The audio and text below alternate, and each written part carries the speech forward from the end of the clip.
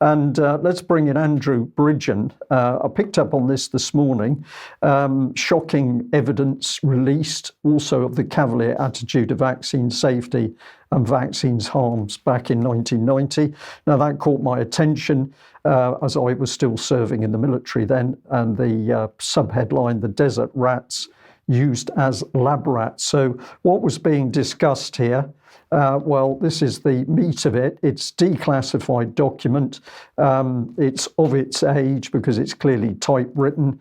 I believe that this is a Ministry of Defence document. You may have another opinion, Alex, but let's have a look at the meat of what this thing is saying. I haven't covered all the red circled paragraphs, but just to give you a flavour. So paragraph 2 is talking about the efficacy of the vaccine, and it says it can be enhanced by the simultaneous administration of a licensed whooping cough vaccine or an unlicensed adjuvant subject to the availability of these items. There's a paragraph which says that the efficacy can be further increased by giving a double dose of 1 milliliter, which would cause more pain and discomfort. To speed up this process, license variation or even Crown privilege would need to be sought. All that sounds a little bit familiar in view of COVID. And then should option 2 be agreed, and that's the first one where it's the first one on the right of your screen talking about the efficacy. Should option 2 be agreed, this would also provide a unique opportunity to obtain human data on the efficacy of this whooping cough anthrax combination.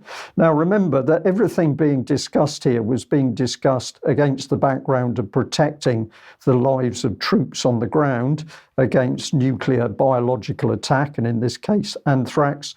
But of course, the reality is many of the military on the ground suffered problems as a result of vaccinations they received. So Andrew Bridgen's point is the truth is beginning to come out here, and I think there's some very interesting information. Alex, I'll just come back to you because it does seem to me that this is probably a Ministry of Defence document, but what are your thoughts? The serial number looks of the same series as I've seen for MoD documents. The date, whether fortuitous or not, is precisely to the day 32 years ago, 16th of August 1990.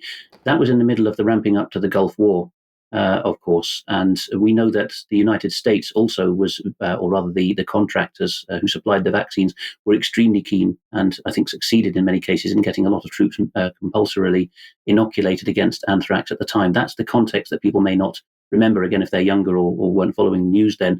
And so many claims have been made. George Webb is one of those recently who's made a big splash talking to Rainer Fulmich about the people behind anthrax vaccines and how they want to use Crown prerogative and equivalent in other countries to force people to take unlicensed adjuvants and all kinds of nonsense.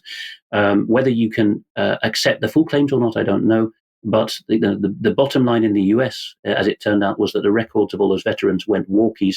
There's been significant whistleblower claims that the records were deliberately put in the building in Oklahoma City that was blown up in 1995, just before it met its end as a building. So a horrible pot of nefariousness is all we can say about that. Whether or not one can accept all the claims about the minutiae of the biology, I think even those sympathetic to UK Column would argue the toss on those.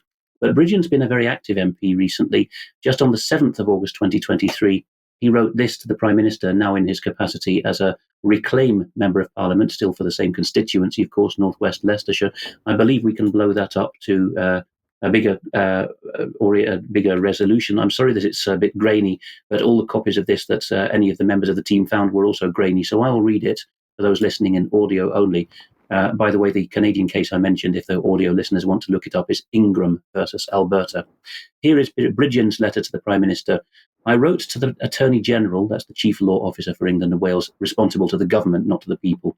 I wrote to the Attorney General on July the 24th, enclosing details of an allegation of criminal conduct by the MHRA, Britain's medicines regulator, with regard to the emergency use authorization and approval, specifically of the Pfizer-BioNTech COVID-19 vaccines and boosters. Watch Dr. Jobs Landgraber tomorrow at this time, by the way, for an interview in depth I did with him about the mechanisms of those vaccines, which is quite horrendous.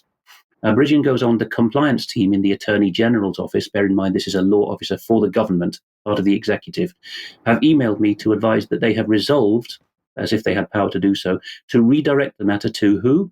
To the parent body of the MHRA, namely the Department of Health and Social Care. Bridgen says this is an unsatisfactory state of affairs, since the material basis of my alert is that a criminal course of conduct may have been brought about. Notwithstanding this lamentable error of judgment, the matter has now been escalated in my, Bridgen's assessment, to that of critical importance because of a peer-reviewed Swiss study that's just come out, which is a 1 in 35 chance, so well over 1% chance of heart damage, one of the themes of my interview tomorrow with Dr. Landgraber, following Moderna, which shares with Pfizer-BioNTech the same technical specifications of how it works, which we'll go into in the interview tomorrow.